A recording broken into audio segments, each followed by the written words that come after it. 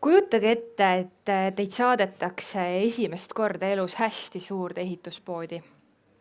Üks müüja räägib sellest, kuidas valida soojustust, teine seletab midagi hästi palju elektrijuhtmetest, kolmas aitab valida kruvisid, neljas soovitab seda, millist katust tasuks koju kaasa võtta. Kõik on oma ala eksperdid, kõik annavad väga õiget ja vajalikku infot. Aga teie küsimus on hoopis see, et ma ei tulnud siia kruve ostma, ma tahaks tegelikult ehitada maja. Kust ma peaksin alustama? Mida tuleb enne teha, mida tuleb pärast teha? Kuidas kõik need jupid ja tükid omavahel kokku jooksevad? Igaüks selgitab oma osa ravist, uuringutest, teenustest. Info ise võib olla väga õige, väga vajalik, aga tervik jääb patsiendi enda panna kokku. Ja seda just siis, kui elus on võib-olla kõige suurem kriis. Ja sellest võibki sündida infoouk. Mitte tingimata sellepärast, et infot ei ole, vaid sellepärast, et seda tervikpilti ja süsteemi on keeruline luua. Ja selleks me olemegi täna siin, et arutada, kas me vajame rohkem kruve või me vajame ehitusplaani. Et vaatame, kuhu me jõuame ja mul on siin laval minuga koos panelistid. Aitäh teile, naeratused on näol, mikrofonid on käes, ma näen, et olete valmis. Ma sooviks, et te tutvustaksite ennast ise. Ja ma soovin, et te tutvustaksite ennast niimoodi, et just oma sellisest igapäeva professionaalsuse vaatenurgast lähtuvalt, et mis on see üks asi, mida sina sooviksid? Et vähipatsient, mis on see üks lause, mida ta võiks kuulda õigel ajal? Ehk siis, mis on su nimi, paar lauset enda kohta ja mis on siis see üks lause, mida võiks patsient kuulda õigel ajal? Ja ma annan täitsa mõnusalt, ma näen Pille tegelikult siin täitsa noogutab, et näiteks Pille, kas sa soovid alustada? Tere, tasu liiga aktiivselt noogutada. Tead, Valeria, ma nägin sind seal kohe hommikul, kui me tulin ja minul on täpselt see sama lause, mis on kirjutatud sinu särgile. Ehk siis see, et ma ei ole statistika. Et see info möllus liikumine paneb sageli just mõtlema seda, et kui ma kuulen kellegi mingit lugu, siis see juhtub minuga. Kui ma loen mingeid tõenäosusi, numbreid, siis see kõik juhtub minuga. Et meil on vaja statistikat, aga ärge tehke endast seda nii-öelda statistikat, vaid iga lugu on unikaalne. Ma pidin tutvustama ka ennast. Just, kes sa oled? Olgu. Aga ühesõnaga, et seesama veendumus on siis minuni jõudnud läbi 9-aastase vähiteekonnal seiklemise, oma sügavate orgude ja kõrgete mäetippudega ja olen siis nii-öelda patsient või tegelikult see sõna meile enam ei meeldi, me oleme vähikondlased, nagu me endi tituleerime, kui peab kuidagi tituleerima, aga väga nagu identiteedi kohta seda ka panna ei taha, et ma olen siis mitte patsient, vaid ma olen särav naisterahvas, kellel on diagnoos, mitte et ma ei ole diagnoos. Et see tahab ka alati minna nagu nii-öelda võrdusmärgina. Aga minu siis teekond 9. aasta, 8 aastat selle või 8 korda selle 9 aasta jooksul on nii-öelda haigus avaldunud ja praegu siis 4. staadium, saan elu pikendavat ravi, et elav näide, et saab plustida küll. Ehk siis Pille, meie särav naisterahvas diagnoosiga. Nii, kes on valmis järgmisena ennast tutvustama? Tere hommikust kõigile. Ma olen selle paneeli ainukene arst. Onkoloogi staaži on 25 aastat, nii et 25 aastat ma olen selle haiguse ja ravi ja nende murede ja rõõmudega. Neid on ja palju ja need rõõmud on mõnikord väga suured, kokku puutunud. Olen olnud toeks, olen olnud lohutajaks, olen olnud infojagajaks, olen olnud olemas. Ja mõtlesin selle esimese lause peale päris palju. Ja arstina ma tahaksin öelda seda, et see algab kõik paraku diagnoosist, muidu ju patsiendid ja meie kaaskondlased aga meie ütleme, haiglaringkondades ja ravimeeskondadele patsiendid meieni jõuakski. Et see diagnoosi info, raviplaani info, haiguse info ja kuidas edasi peab tulema nii õigel ajal ja nii adekvaatsena ja nii õigetest allikatest kui vähegi võimalik, sest läbi selle hakkab kogu see järgnev teekond kulgema. Aitäh! Mina olen Kadi Krinal ja TalTechist ja tegelikult mitte ootuspäraselt tegelen hoopis ikkagi tervisekommunikatsiooniga. Ja ma tegelikult armastan ennast tutvustada kui proviisor sotsiaalteadlast, nii et natukene saan ravimiteemast ka aru, aga täna on teaduse teemad mind viinud sotsiaalteadustesse. Ja kui ma tegelikult ütlesin vist Onkofestil esimest korda välja selle, et kuidas ma üldse siia jõudsin. Ikkagi läbi selle, et mul samamoodi oli ikkagi lähedane, kelle kõrval ma nägin neid raskusi, mis pani mind küsima, et miks ei saa ja kus need kohad on.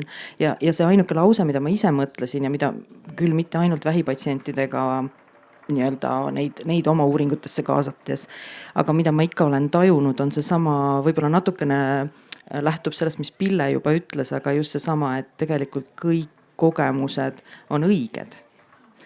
Et ei ole sellist asja, et sa koged mingit asja valesti sellel teekonnal. Aitäh! Tere, mina olen Henriette-Liis Meeliste, Tartu Ülikooli ajakirjanduse kommunikatsiooni magistrant ja tervise kommunikatsiooni uurija vist võib öelda selle kohta. Mis minu roll ilmselt selles paneelis on see, et mina oma magistritöö raames kirjutan teadusartiklit sellest, kuidas kasutavad väikelaste emad tehisaru tervise kontekstis. Ehk ja muus hulgas ka olen uurinud ja uurin praegugi sotsiaalmeedias tervise teemalisi arutelusid. See üks lause, mida võiks kuulda, mis ei kehti minu meelest ainult üldse vähipatsientidele ja see on juba siit jutust läbi ka käinud, et sa oled endiselt sina ise, sa ei ole oma diagnoos. Seda hästi lihtne, ka minul endal, on olnud ennast oma diagnoosiga samastada, aga kui sa samastad ennast diagnoosiga, siis sa kaotad ära selle, et sul on endiselt see soov võidelda, sa oled ikkagi seesama inimene, kes sa olid enne. Et see ei ole oma diagnoos. Tere! Minu nimi on Signe Punnisk. Ma olen kliiniline psühholoog, psühhoterapeut. Töötan Tartu Ülikooli kliinikumi hematoloogia onkoloogia kliinikus. Tahaksin öelda patsientidele seda, et ärge kartke küsida küsimusi arstidelt, õdedelt, spetsialistidelt ja küsida korduvalt. Sellepärast, et me võime tõlgendada võib-olla mingisuguseid sõnu või vastuseid hoopis teistmoodi. Ja kuna raviteekond on pikk, siis need küsimused need võivad muutuda, neid võib juurde tulla. Ei ole olemas rumalaid küsimusi, nii et küsige. Aitäh! Ja mina lühidalt endast, mina siis olen Valeria, olen onkoloogika kogukonna liige ja kui Pille eeskuju võtta, siis olen ka särav naisterahvas diagnoosiga. Kuulun samasse klubisse. Aitäh! Ja ma teen ettepaneku, et läheme täna teele läbi selliste väidete. Et siis mina ütlen teile väite ja kõigepealt kraadime ja teil on siis laudade peal selline väike valgusvoor, et ma tahaks alguses, et te kõik samal hetkel umbes jagaksite oma tunnet, et kas te nõustute selle väitega, mis ma ütlen, siis võite panna rohelise laimi. Kui teil on selline tunne, et nii ja naa, et siis valige kollast, aga ärge valige kollast liiga palju, muidu läheb eks ole, hästi siukseks halliks meil see värk. Ja kui see ikka üldse ei nõustu selle väitega, et siis valige punast ja siis saame siis igat väidet natukene ka arutada. Tundub, et sobib, jaa. Ja ma näen, et siin on meil juba seisjaid ka, et meil on siin vabu toole, et täitsa julgelt tulge võtke istet ja tundke ennast koos meiega mõnusalt. aga minu esimene väide, tegelikult teeme soojendust, vaatame, kas leiate õiged kohad üles, et väide on see, et ma tunnen ennast siin praegu päris halvasti. Et kui sa nõustud selle väitega, siis pane rohelist. Kui sul on nii ja naa, siis kollane. Ja kui sa ei nõustu selle väitega, siis on punane. Tõstke ikka nii, et kõik näevad, tagumised read ka näevad nii. Väga hea, punased, käsi on soe. Puuviljad on üles leitud, aitäh teile. Viskama ei pea veel, vaatame, oleneb, mis küsimused, arutelud, väited tulevad, et me võime ka mingisuguse puuviljasõja teha lõpuks. Aga esimene väide minu poolt on see, et vähipatsiendi suurim probleem ei ole infopuudus, vaid see, et ta ei suuda õigel hetkel infot vastu võtta. Kuidas tunne on? Kas teil on sinna näha, eks ole, seda värvivalgusvoori? Ja kes on valmis natuke jagama, kommenteerima oma mõtteid, mis selle väite ümber tekivad? Ja Helisen on valmis mikrofon. Jah, sellel rohelisel on juures natukene kollast, aga nii nagu elus ikka, ei ole musta ja valget või siis punast ja rohelist. Aga tõesti, infot on ju meeletult. Seda on meeletult, seda on igal pool ja see info on kättesaadav täna, kust iganes maailma nurgast. Seetõttu tõesti ei ole probleem infopuuduses, vaid ja isegi mitte ainult selles, mis on tõsi, et kui palju me seda informatsiooni oleme suutelised vastu võtma, kui õigesti me seda enda jaoks nii-öelda lahti selgitame ja kas see vastus, mis me saime, kas me tõesti interpreteerime läbi enda seda õigesti või segab meid ärevus, päris kindlasti segab. Uuringud on näidanud, et ärevas olukorras vestlusest, mis puudutab isiklikult ennast, 50% ja ei rohkem jääb meelde.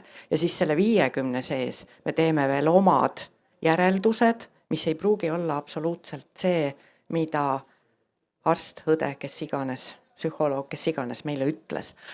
Et tõesti infopuuduses minu meelest ei ole teemat.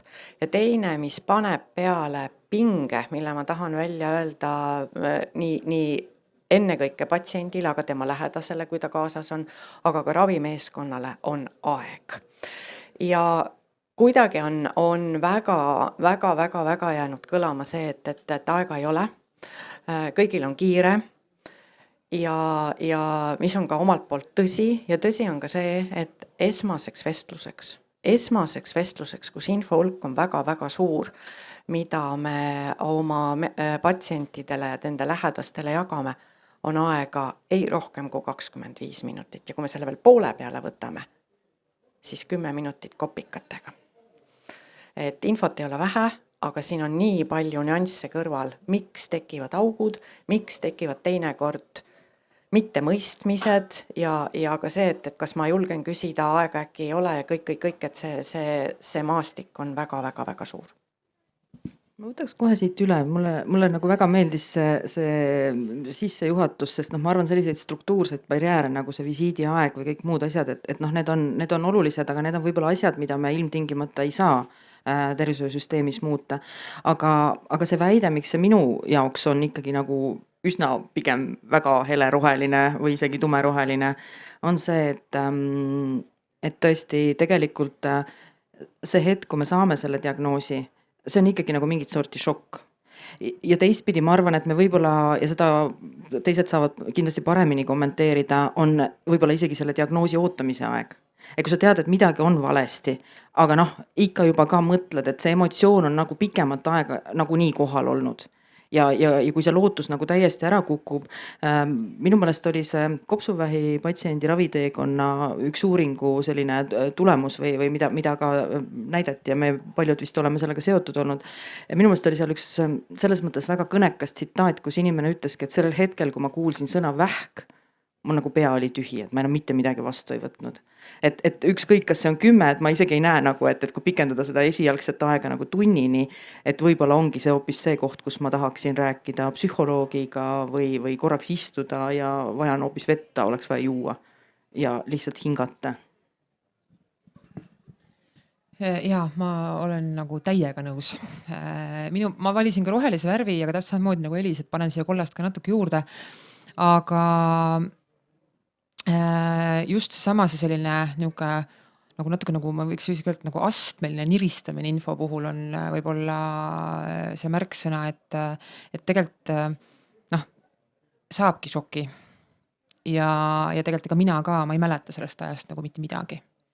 Ja ma ei mäleta ka esimesest arsti kõnest tegelikult mitte midagi. Ma arvan, et ka teisest kõnest või noh, selles mõttes vestlusest mitte midagi. Et tegelikult kogu meie selline info nii-öelda lükkamine patsiendile peaks käima vastavalt kuidagi nagu ka sellele kriisipsühholoogiale, et kuidas see inimene, mis temaga juhtub nendes erinevates nii-öelda kriisiastmetes. Et kõik muidugi me käitume hästi erinevalt ja need faasid kestavad kellel pikemalt, kellel lühemalt. Aga selles mõttes, et kui ma saan diagnoosi, siis tegelikult isegi see soovitus, et mine nüüd psühholoogi juurde ei pruugi nagu üldse pädeda, sest et tegelikult kõige esimene laks on see, et kas ma nüüd, mis see prognoos üldse on ja kuidas me minema hakkame, et kõik see vaimne tervis, toit, see tuleb alles kuskil seal natuke nagu pärast. Et siis nagu hakkavad mingid asjad settima ja ma olen üldse valmis vaatama natuke nagu sissepoole, et mis minus siis nagu üldse toimub. Henriette ja Signe, kas soovite täiendada või praegu tundub, et on hästi öeldud? Ma arvan, et kõik on ära öeldud. Jah, võib-olla üks hästi lihtne mingi praktiline asi, mis meil just kodustes aruteludes tuli esile, on see, et minna arsti juurde kahekesi, sest kellegagi, keda sa usaldad, ükskõik kes see siis on, sest siis on tõenäolisem, et see info jääb lõpuks emmalegi või kummale meelde. Aga ma arvan, et siin on praegu selle punkti all on kõik ära juba öeldud. Jah, ma lisaks ka veel paar sõna, et seda infot tõesti on palju ja mulle on patsiendid öelnud niimoodi, et ühel hetkel nad tunnevad, et justkui kõvaketas saab täis. Lihtsalt mitte midagi meelde ei jää. Ja vaat siit tulebki see, et küsige üle, küsige rohkem ja see teekond on keeruline. Ehk siis juba siit sellest arutelust mulle jäi kõlama ka näiteks sellise väga praktilise nipina lähedane kaasa võtta. Viskan korra mõtte õhku, kuidas mingisugused üleskirjutatud spikrid teile tunduvad? Et kas see võiks olla midagi, mis toetab lihtsalt siuke tunne, võite näidata puuviladega, et kas mingi praktiline kaasa antud paber võiks sellel hetkel natuke paremini töötada või mitte, kui tuleb see siiliudu aeg? Kuidas tunne on? Nii, mulle väga meeldib, kuidas nagu joonistus välja see kollaste tiim, et kas lihtsalt üks väike kommentaar siia juurde? Mis see väide oli? Appi. Kas pabermaterjal, mingi spikker, mingi teave kaasa? Ma arvan, et minu teadmised nüüd ei ole on ju vähispetsiifilised, aga ma arvan, et on ikkagi mingi sissevaate saab ka nendest väikelaste emadega tehtud intervjuudest. Et sulle võidakse anda ükskõik kui palju informatsiooni, aga sa ei suuda elu sees ette näha, kus see küsimus tekib lõpuks. Need olud ja need tingimused ja iga patsiendil on erinev taust, erinev tuju sellel hetkel. Ma ei tea, ilm muutub. Mul oli näiteks üks ema, kes kirjeldas, kuidas kiirabi käis. Kiirabilt saadi soovitus viia oma laps jaheda õhu kätte hingama, aga siis 2 päeva hiljem temperatuur oluliselt kukkus. Aga kas see soovitus veel kehtib? Et selles mõttes me võime neid infovoldikuid teha, aga see ei tähenda veel, et me selle info täiesti suudame ära pakkuda. Ma näen mikrofone suu juures, läheb põnevaks, nii väga hea, võtame. Enne kui vastu arvamused, ma võib-olla täiendan siis ka seda tiim kollast nagu, et ma arvan, see on mõnes mõttes siuke nagu kommunikatsiooni asi jah, ja kui sa mõtled selle, kus me nagu praegu alustasime seda vestlust, et ma olen emotsionaalne, ma võib-olla pean üldse selle mõttega harjuma, et nüüd on nii. Et midagi on ikkagi nagu täitsa teistmoodi, isegi kui ma teen endaga ja olen ikka sama inimene edasi. Ja minu uuringud ka mitte vähipatsientidega, just krooniliste haigustega patsientidega ikkagi näitavad, et kui need materjalid on nagu liiga sellised ammendavad, siis ma hakkan neid tõrjuma sellepärast, et ma ei taha teada, mis kõik juba võib saada. Või siis see teine variant, ma lähen sellega koju ja siis ma mõtlen paratamatult sealt üle need asjad, et mida sinna voldikusse panna, vot see on nagu mingi $1 000 000 küsimus, et noh, et mis on nagu see, mida kindlasti peaks paberiga kaasa andma ja see võibki nagu varieerida. Jaa, vaat see, ma olen täiesti nõus, et see ongi see võtmeküsimus, mida sinna infovoldikusse panna. Aga kui ma ise enda teekonna peale nagu tagasi mõtlen ja näen neid lugusid tegelikult iga päev, mille sees me ju oleme kogukondlastele, siis see täpselt, mis infot ma mingi hetk vajan või mis tekivad mul mingid füüsilised vajadused, vaimsed, mis iganes asjad, aga mul peaks olema see üks infovoldik, kus on need mingid kontaktid, mis annavad mulle selle kindlustunde, et ma ei ole üksi. Vahet ei ole, mis ongi, et ma tahan näiteks, ma ei tea, ongi, et mul on see vaimse tervise teema, mul on tekivad mingid füüsilised haigusest mingid sümptomid, et mul ei oleks ainult see nagu arst, vaid et ma nagu saaksin selle turvatunde, et ükskõik, mis minuga toimub, see on okei. Ja mul on nagu inimesi, kellega hakata seda teekonda koos käima. Et minu jaoks on nagu see võtmekoht. Ma ütlen nii palju siia omapoolse kommentaari lisaks, et infovoldikud ongi ääretult üldised, et nii nagu enne, iga patsient, iga haigusjuht, kõik on niivõrd individuaalne, kõik on niivõrd eriline, et seda kõike sinna kokku panna ei saagi ja nii ei olegi mõeldud, aga mingi üldise info see annab, et seda ei ole vaja nagu endale kõike üle võtta, aga esimene kord tõesti ei saa tulla küsimustega, sest küsimusi veel ei olegi, kõik on alles nii alguses, aga kogu see vähiteekond on korduvad kohtumised ja oma ravimeeskondadega ja need küsimused tulevad. Aga need küsimused oleks hea läbi mõelda siis, kui olukord on rahulik ehk kodus. Kui on kohtumine juba on arstiga või teiste ravimeeskonna liikmetega, siis paratamatult sellele kaasneb väike ärevus, siin ei ole mitte midagi teha ja see küsimus ei pruugi meelde tulla. Ja siis on pärast, ma tahtsin ja näed, ei tulnudki meelde. Et kodus rahulikult, et seda absoluutselt ei ole vaja peljata, see on väga hea, kui patsiendid on läbi mõelnud, nad tulevad oma küsimustega, sest tegelikult me oleme ju meeskond. Ega ravimeeskond ei ole need, kes ravi läbi viivad, vaid ravimeeskond on patsient, tema lähedased, ravimeeskond, toetavad meeskond, see on väga-väga suur. Et seda ma väga julgustan, et midagi ei jääks küsimata, mille peale te olete kodus väga palju mõelnud. Ma olen ka sellega väga nõus, et soovitan ka patsientidel kirjutada küsimused üles, kui inimene läheb üksinda. Kui on keegi kaasas, siis on 2 pead on ikka 2 pead. Aga muidu jah, iga kord küsimused kaasa. Ma küsiks korraks saalist, et lihtsalt andke käega märku, et kas on keegi inimene, et kui sa tunned, et sa oled mõne haiglast kaasa antud brošüüri või selle infolehe päriselt otsast lõpuni läbi lugenud, siis anna märku. Kas keegi on? Jah, mõned vaprad käed on, et niimoodi kohe otsast lõpuni 5-7 lehekülge mõnusat. Nii, siit lavalt oli ka vabandust, ma vaatasin saali poole. Aga siit olid ka käed. Jaa, aitäh. Ja tegelikult me seda teemat juba puudutasime, aga ma ütlen oma järgmise väite ja see keskendub ühele olulisele teemale, et tegelikult vähipatsient ei vajagi rohkem infot, vaid ta vajab paremat sellist teejuhti. Kuidas see väide teile tundub? Kas keegi tahab valida midagi? Aha. Tiim. Väga hea. Nii. Kontrasti näete? Ja, värvid, toonid muutuvad, valgusvoorakas tööle. Nii, kes tahab kommenteerida, palun?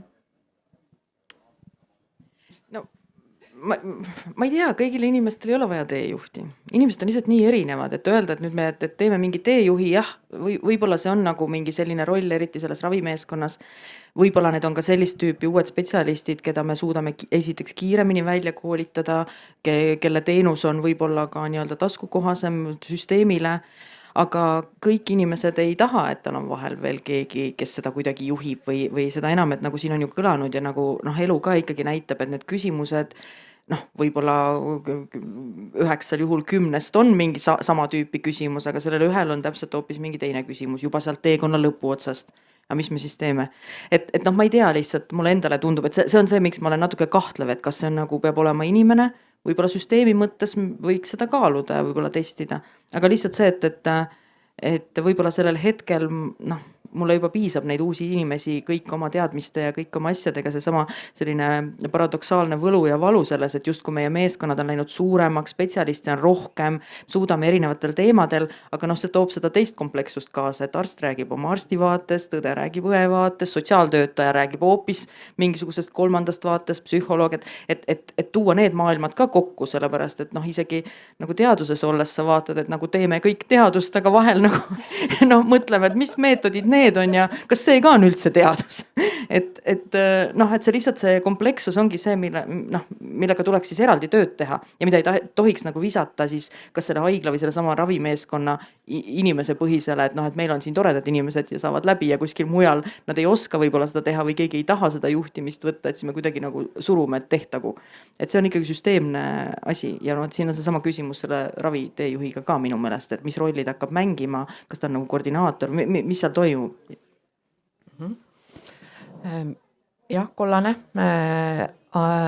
ja siit kohe mõttelõng edasi, et ma arvan, et seda teekonna juhti, teekonna koordinaatorit on vaja. Kui see teekond on lühike, siis see vajadus on võib-olla minimaalne või puudub üldse, aga kui teekond on pikk ja tõesti need erinevate teekondade etappidel on infovajadus pidevalt muutuv, ja kui on see keegi üks, kes aitab, seesama kontakt, kuhu helistada, kui mul on vaja võib-olla psühholoogi abi, aga mul on hoopis küsimused sotsiaaltöötajale, aga mul on oma ravimeeskonnale, aga võib-olla on vaja kedagi hoopis patsientideks, kes tuleb oma kogemusega mulle toeks ja seesama teekonna juht või koordinaator, tema teab, kust seda abi tol hetkel saab ja oskab suunata, oskab aidata ja teine ta on teatud mõttes ka turvatunde looja, mul on see üks kontakt, kuhu ma võin kirjutada, helistada, mis iganes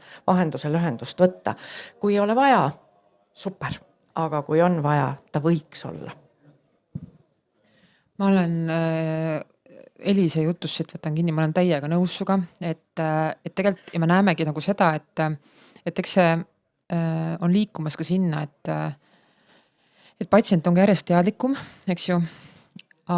Ja tegelikult, kui meil on just seesama koordinaatori näol loodud just eeskätt see turvatunne, siis tegelikult on ju ma ei taha öelda, et ma ei saa öelda rääkida kõikide eest, aga selles mõttes see patsient soovib ikkagi ise rääkida kaasa, ta soovib ikkagi ise nii-öelda kogu seda asja, sest noh, me räägime ikkagi tema elust, tema valikutest, tema soovidest, aga see eeldabki seda, et ma saaksin neid valikuid ja asju teha, et mul on turvaline, mul on info, mul on meeskond, et seda kõike on vaja natuke nüüd ehitada rohkem.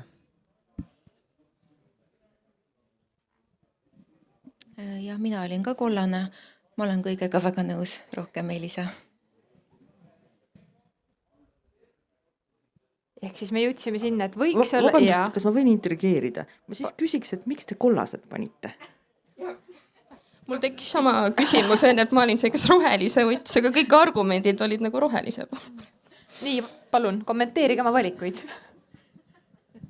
No, mina näiteks kommenteerin seda, et esiteks selline eos praegu kindlasti meil rakendada ei saa, sest meil on esiteks generatsiooniliselt juba inimesed lähtuvad asjadele väga erinevalt ja ongi täpselt seesama, et kuidagi ideaalses maailmas me muidugi ei ela, aga ideaalses maailmas oleks see, et ta olekski nagu hästi unikaalne, juhtumipõhine, sest et nii-öelda justkui nagu töö on nagu tellija materjalist on ju, et kogu see nii-öelda turvabaas ja meeskond seal nii-öelda selle patsiendi ümber peabki tegutsema tegelikult täpselt vastavalt sellele, nagu tema on, nagu tema selles kriisis kulgeb, mis on tema enda võimekus ja kõik nii edasi. Aga me teame juba inimpsühholoogias seda, et tegelikult kui inimene on toetatud ja tal on turvaline, siis tegelikult avanevad hoopis teised nurgad. Miks ma panin kollase? See teekonna juht, teekonna koordinaator ei saa mitte kunagi olla see ainuk isik, kes vastab küsimustele. Et sellepärast, kui me räägime infost, siis tegelikult tema saab seda teekonda nii-öelda sujuvamaks teha ja seda infot jagada, kust saab konkreetsele probleemile lahenduse. Aga me ei saa eeldada, et on see üks inimene, kes selle tekkiva infoauku tegelikult üks infoauk, neid on mitu, selle maastiku nagu ära silub. Jah, ta aitab jõuda järgmise punktini, kust saab abi, et sellepärast oli mul kollane, et ta ei ole see üks, et juba raviarstid vahelduvad, ravimeetodid vahelduvad, see meeskond on ju väga-väga suur, aga ta silub ja ta aitab leida selle koha, kes siis aitab edasi selle probleemi lahendusega, sellepärast kollane. Nii, miks mina valisin kollase? Ma arvan ka, et see ei saa olla päris ainult üks inimene, sest ma olen näinud, et inimesed valivad endale erineva nii-öelda sellise teekonnajuhi, et kas see on siis psühholoog, kelle käest küsida või kas helistab või kirjutab või on see onkoõde või on hingehoidja, et inimesed valivad. Aga muidugi väga hea oleks, kui tõesti paberi peal on need kontaktid ka olemas vastavalt vajadusele. Kelle poole pöörduda. Siis me jõudsime sinna, et info saamise vaates võiks olla selline ühe ukse nagu võimalus, ehk siis ma võtan selle kõne või kirja ühest uksest sisse ja siis mind juhatatakse suure tõenäosusega õige spetsialistini. Aitäh! Jõuame siia sellise usalduse mõtte ja teemade juurde, et kuidas teile kõlab selline väide, et arst tegelikult ei olegi üldse enam inimeste peamine infoallikas? Kõigepealt kraadime.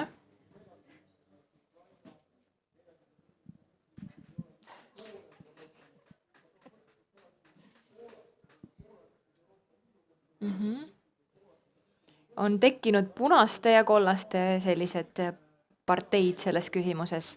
Nii, kes tahab kommenteerida? Arst ei ole enam vähipatsiendi peamine infoallikas. Kuidas see väide kõlab? See küsimus on, arst ei ole enam vähipatsiendi peamine infoallikas. Kui küsimus oleks olnud, et arst ei ole ainuke infoallikas, roheline, peamine, punane, sest jällegi ma tulen selle teema juurde, infot on massiivselt. Seal on kõiksugus sees, seal on pooltõde, seal on suisa väärinfot, seal on tõde, aga ka see tõde on konkreetse patsiendi puhul personaalne. Nii et tegelikult selle haiguse, raviteekonna ja kogu selle kulgemise sees on arst selle patsiendi jaoks peamine infoallikas. Ja Estcani vedamisel ja väga paljude kaasalöömisel on ju hiljaaegu kokku kogutud patsientidelt arvamusi selle kohta ja et kus nad infot vajavad või saavad ja millist infot nad vajavad. Ja see tuli väga selgelt välja, üle 80% ütleb, et ma tahan rääkida arstiga. Nii et ja mina panen siia kohe, ma panin ka punase. Ma lähen täiesti sama rada edasi, sellepärast, et arstilt pärinebki see info, mis edasi, mis hetkel toimub ja sinna hakkab koonduma kogu siis ümberinfo tegelikult. Ja seal hakkad sa nagu sellest lähtuvalt hakkad sa ka mõtestama enda mingeid, ongi, et kui ma nüüd saan teada näiteks, et nüüd me selle raviga lõpetame ja see enam ei toimi, hakkab pihta mingid uued protsessid, siis jälle kogu maailm tegelikult muutub. Et see on tegelikult selles mõttes sellise, see ongi see, kuidas seda küsimust tegelikult nagu tõlgendada, on ju. Aga, või kuidas seda esitada nagu sõnaliselt, aga selles mõttes, et mina ütleks ka jah, et tegelikult see peamine info, mille ümber kõik hakkab nii-öelda siis omakorda mängima, tuleb ikkagi tegelikult sealt ja sealt võibki nii-öelda nipsust kõik muutuda, kuidas ma mingeid eelnevaid asju enda jaoks tõlgendan, vaatan, mida mul vaja hakkab minema, mida mul enam vaja ei lähe.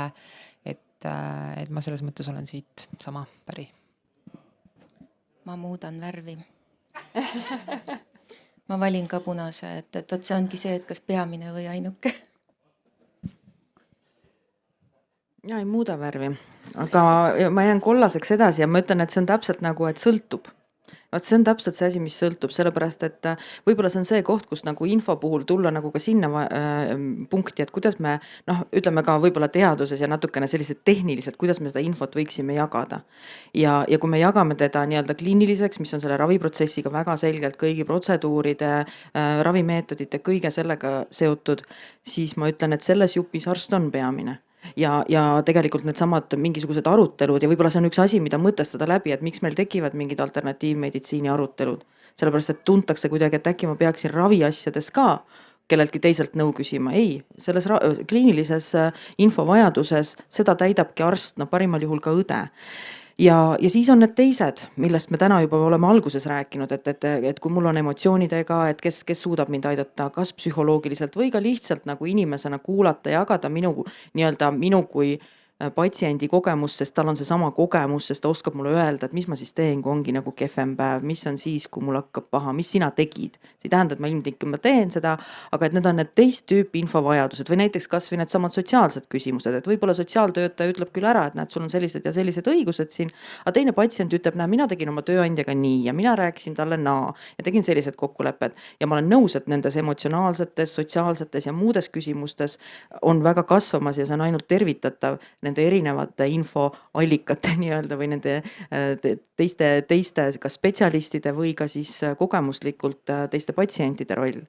Nii et see oli see põhjus lihtsalt, miks ma panen kollase, et ma ütleks, et vähemalt 1/3, kui me seda infot tinglikult nagu jagaks 3 sellisesse gruppi, siis sellises kliinilises arst ikkagi on peamine. Ja võib-olla see on tõesti see, mida me peaksime natukene rohkem isegi mingites kohtades ütlema, et vältida mingisuguseid otsuseid, mis võib-olla ilmtingimata ei ole ei haiguse ega ka ravi kontekstis hiljem mõistlikud.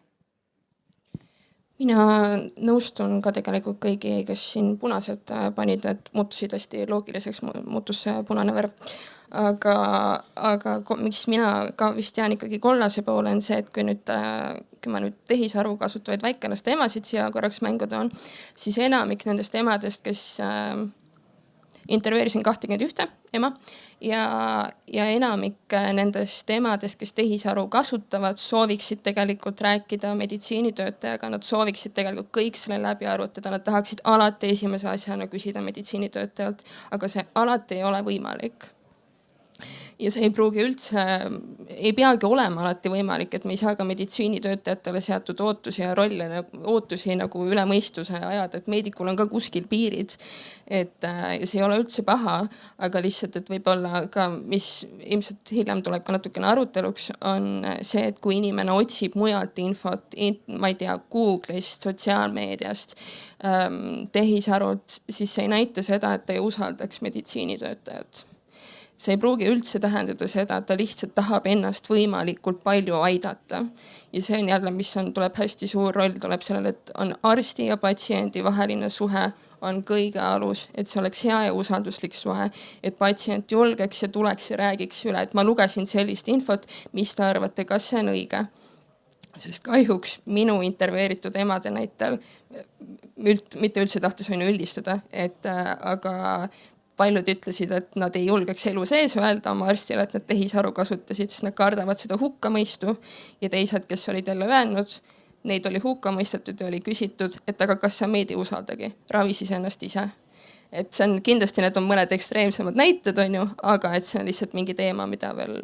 Ma võib-olla nii palju kommenteerin juurde, et ma ütlen, et kuna mina ka, ma ei ole seda vähipatsientidel teinud, ma ka rõhutan, et mul on olnud krooniliste haiguste patsientidega just see sama, et inimesed hakkavad looma endale selliseid strateegiaid, see ei tähenda, et nad ei kasutaks neid, aga ma arvan, et tegelikult kogu see raviprotsess ja see ka terviseseisund hakkab lõpuks sellest sõltuma, et kui strateegia on see, et ma tean täpselt, millisele arstile ma seda ei räägiks ja ma ei saa ka, et kuna ma olen krooniliselt haige või siis vähk elu-surma küsimus nagu väga selgelt tajutud, on ju, et see on nii eluohtlik asi, ma ei saa panna seda suhet, noh, ma ei saa sellega mängida. Et kui ma panen selle ohtu ja pärast arst ütlebki, et noh, ravi ennast siis ise või otsi endale teine arst, on ju, et noh, neid kogemusi ikkagi vahel tuleb ja see on mõnes mõttes ka arusaadav, et noh, tekibki võib-olla terve mõistusega see küsimus, kuidas sa üldse nagu sellist asja uskuda saad. Aga jah, et pigem on see sama, et tahetakse rääkida, aga kuidagi on inimesed endale loonud nagu need strateegiad, et ma tean, kas ma võin rääkida, kuhu maani ma võin rääkida või kas ma üldse võin rääkida. Meie tahame teada. Meie tahame teada, sest me ju juhime seda raviprotsessi.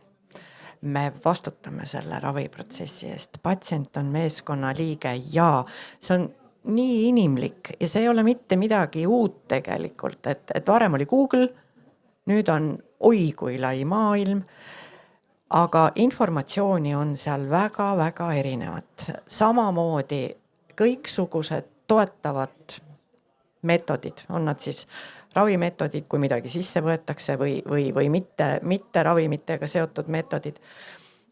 Ka nendest me tahame teada, sest et muidu me juhime seda asja valesti. Et patsient teeb otsuse, see on tema elu, see on tema tervis, see on tema soov, see on see, kuidas tema oma homseid ja järgnevaid päevi näeb ja läbi elada tahab, aga meie tahaksime teada, sest me teeme muidu vale otsuse. Ja see tehisintellekt ei ole midagi, kus on ainult ja ainult tõenduspõhine informatsioon. Ta hallutsineerib, ta mõtleb ise välja, kui ei oska, aga seda otsust järgneva etapi osas ma küll soovitan rääkida läbi oma ravimeeskonnaga, oma arstiga, aga mida me ei sooviks ja see on praegu kujunemas üsnagi, ma ei ütle, et igapäevaseks, aga liiga sagedaseks, on see, et patsiendid tulevad kümnetesse lehekülgedesse ulatuva väljaprindiga tehisintellektilt, ma tahan seda. Aga selle tahtmise ja selle, mis oleks kõige parem patsiendile, selle juures on väga palju muud, kaasuvad haigused, kaasuvad ravimid, need, kus me täna oma teekonnal oleme, nii edasi. Aga teie ravimeeskond tahab teada, muidu me oleme valel teel. Või võime sinna liikuda? Ja siin juba tulid need tehisaru miinused, et võib-olla mida veel ära markeerida on see, et kasutajatele võib jääda või üks kõige suuremaid tehisaru nii-öelda näilisi plusse on see, et ta justkui vastab sulle personaalselt. Et sa tunned, et kui mul emad kirjeldasid, et kui ma lähen Google'isse, siis ma saan enamasti varem või hiljem diagnoosiks, et mul on ajuvähk. Aga tehisaru seda nagu nende kogemuse põhjal ei tee. Aga tehisarul ei ole mitte kunagi olemas kogu sinu haiguslugu, kõiki, ma ei tea, perekonna taustalugusid ja nii edasi. Ja neid ei tohiks ka mitte kunagi sellele tehisarule anda, sest need on isikuandmed ja tegelikult me ei tea, mida tehisaru nendega teeb. Et see on tehisaru justkui tundub, et ta on nagu hea ja alati toetab ja et tal ei ole ju oma tujusid nagu on inimestel ja väsimust, et ta on alati nagu olemas sinu jaoks. Aga tegelikult see võib väga eksitav olla. Ta on pugeja. Mulle meeldib, kuidas me jõudsime sellise väite juurest, et kas arst on peamine infoallikas nagu suhteliselt kiiresti tehisaru küsimuste juurde, mis tekivad siin sellise usalduse ja omavahelise koostöö juures. Signe, ma nägin, et sa tegelikult korraks tahtsid mikrofoni, kas sa tahad veel selle teema sellise usalduse, kes vastutab, kes on peamine infoallikas, tahad sa veel siia midagi lisada, enne kui me edasi liigume? No enda kogemusest võin öelda, et inimesed tegelikult guugeldavad, küsivad AI käest päris palju ja ütlevad ka mõnikord vastuvõtul mulle, et ja ma olen teinud seda, uurinud seda, aga ma ei julge öelda. Et seda tõesti ma olen kuulnud. Aga jah, eks see on see, et usalda, aga kontrolli. ja ma võtan korraks siit veel üle selles mõttes, et jah, noh, ilusas maailmas loomulikult me tahaksime, et need suhted oleksid sellised, kus patsient julgeb. Tegelikult noh, päris tavaline reaalsus on, et ta ikkagi ei julge öelda. Et võib-olla on seal varasemalt juba mingi selline hinnanguline teema all. Aga mida ma tahan nagu öelda seda, et patsiendil on ka vastutus. Et ei ole ainult arstil vastutus, vaid tegelikult on patsiendil ka vastutus. Aga eks ta on, et see kriisis hulpimine ja see, et me tahame iseenda jaoks midagi ära teha, see on üdini inimlik. Aga vahest on lähedasest kasu, kes ütleb võib-olla seda, et kuule nagu stopp, et sa juba genereerid üle, et tegelikult sealt ei tule enam seda kasutegurit, mis aitaks sul mingeid otsuseid teha, vaid pigem see toidab seda ärevust, seda ülemõtlemist, seda kõike, et lihtsalt vahest me patsientidena me ise ei näe seda. Aga see, et me enda jaoks midagi teha ära tahame ja otsime neid erinevaid võimalusi, siis see on loomulik. Ma arvan, et nii lihtsalt on. Ma võtan siit tehisaru nurgast veel üle, laiendan su mõtet. Et üks peamisi põhjusi, miks minu intervjueeritud on kasutanud ja kasutavad tehisaru on oma terviseärevuse leevendamiseks. Et sa justkui su hirmud maandatakse ära. Aga samas tõid mõned emad ka välja, et aga kust ma lõpuks ikkagi tean, et mis minul siis ikkagi on. Mis tähendab, et ta tekitab tegelikult veel rohkem küsimusi ja see näitab tegelikult seda, et see ikkagi ka tehisaru kontekstis see sõltub kõik kasutajast. Kuidas sa küsid, mida sa usaldad, see on kõik kasutaja spetsiifiline. Et see on iga inimese enda vastutada ja selle eest ei saa keegi teine võtta vastutust. Ma lihtsalt ka võib-olla peegeldaks tagasi mingeid mõtteid, et ma olen väga nõus selle isikliku vastutuse teemaga ja see teistpidi, see mündi teine külg ongi see sama, mis tegelikult ajab neid asju tegema, et me kogu aeg ju räägime, et see tervis ongi sinu enda vastutada ja nagu Elis on ka korduvalt öelnud, et sa ise oledki oma ravimeeskonnas ja noh, siis ongi nagu võimalik, et kui ma iga inimese jaoks seegi võib tähendada nagu erinevat asja, et kuhu maani ma lähen. Ma jäin siin neid asju mõeldes, Elis vist mainis ka korraks seda juba, mõtlema lihtsalt selle paneeli teema peale, selle arutelu teema peale, et kas me tegelikult räägime üldse nagu infoaugust kui sellisest. Ja minu arust sa mainisid ka, et tegelikult, ja see on ju tõde, et infot kui sellist on olemas, et pigem ei ole et need ei ole nagu augud sellised, need on nagu mingi info, kui ma tahaks lihtsalt nagu mingit metafoori tuua, et need on nagu mingid info sellised hunnikud, mida peaks lihtsalt, sest küsimus on tegelikult selle info töötlemises. Kas ma saan aru, et see, kus ma seda infot sain, et kas see on adekvaatne allikas, kas seda võiks usaldada ja mis see tegelikult tähendab, mida seal öeldakse ja kui ma saan aru, mida seal öeldakse, mida see tähendab, siis kas, ja ütleme, et see on midagi, mida ma peaks tegema, siis kas ma päriselus teen seda, see on nagu see tervise kirjaoskuse teema, see on neli jalga, et oskan infot leida, oskan hinnata seda allikat, tema tõsiseltvõetavust, saan aru ja rakendan oma käitumises ka. Nii et noh, võib-olla see ongi nagu see koht, et tegelikult neid auke kui selliseid ei ole, aga need augud oleks vaja kuidagi kokku traageldada. Väga hea, ma kohe siit põrgatan sulle vastu küsimuse, et noh, kuidas siis tunne on, kes pühiks kokku? Kas sul tekib kohe nagu tunne, et okei, et meil on need, ma ei tea, infopesad on ja vaja ühte suurt head asja kokku krappida.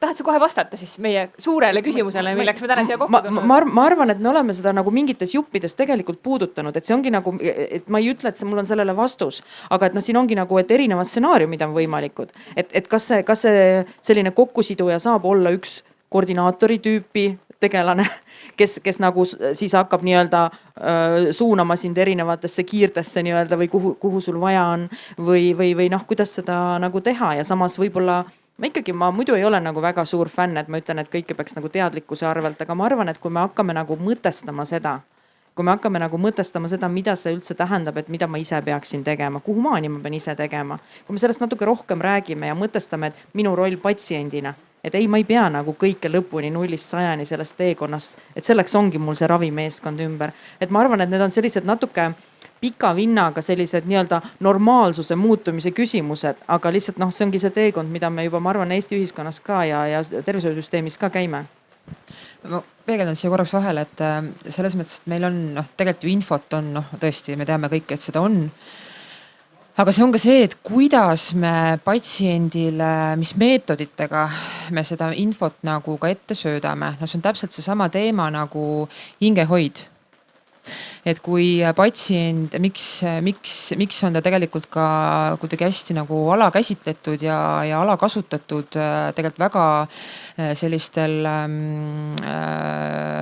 väga nendel hetkedel, kus tegelikult see just peaks seal justkui nagu kõrval olema, on see, et kuidas seda siiamaani on nagu manatud ette.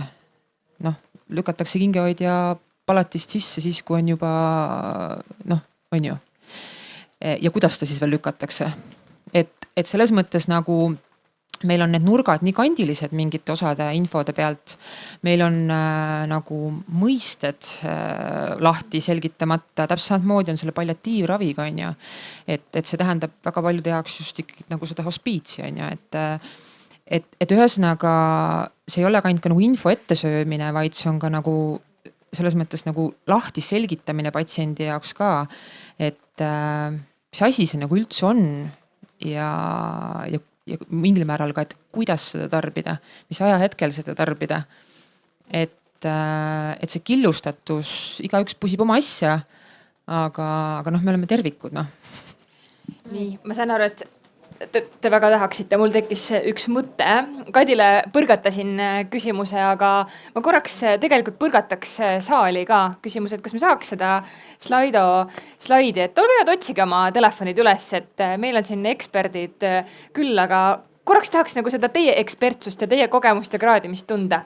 Et siit saate QR-koodiga või lähete slido.com, panete sisse, et kas teie korraks annaksite selle vastuse meie küsimusele, et kes siis teie tunnetuse järgi, kes tegelikult vastutab selle info eest, et vaatame, kas meie mõtted siia kuskile jõudes ühtivad või mitte.